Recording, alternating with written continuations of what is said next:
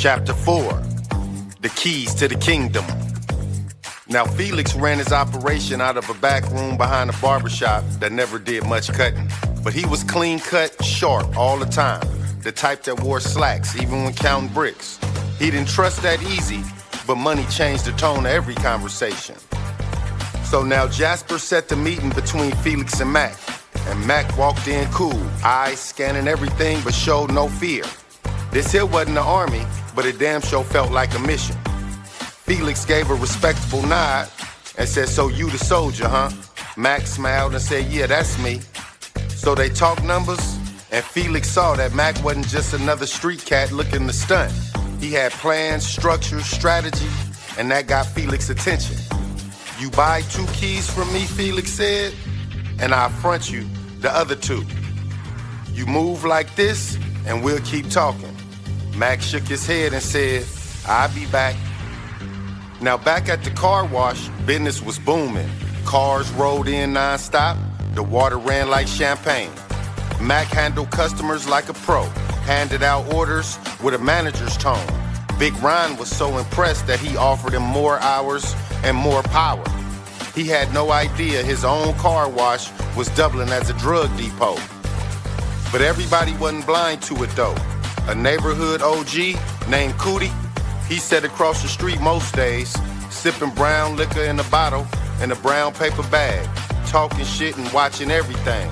He wasn't part of the game no more, but he remembered how it moved though.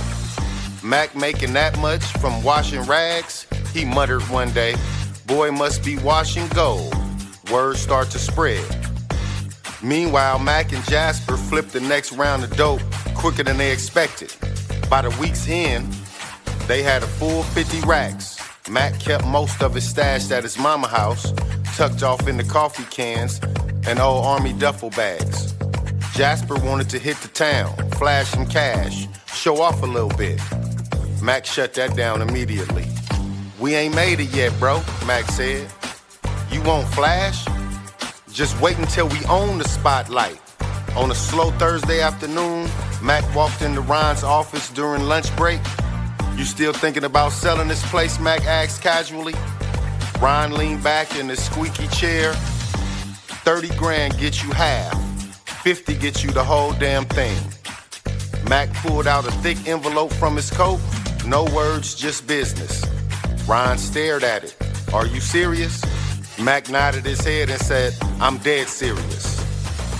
So that night, Jasper and Mac sat in Brenda's kitchen counting the leftover bills. The car wash was theirs now. Not legally, not yet. But Ron had signed the handshake deal.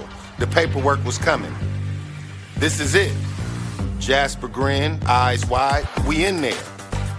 But Mac was still focused and thinking. "This just the foundation, bro. You think this the top, but we ain't even at the second floor yet." Jasper raised a brow. "Then what's next?"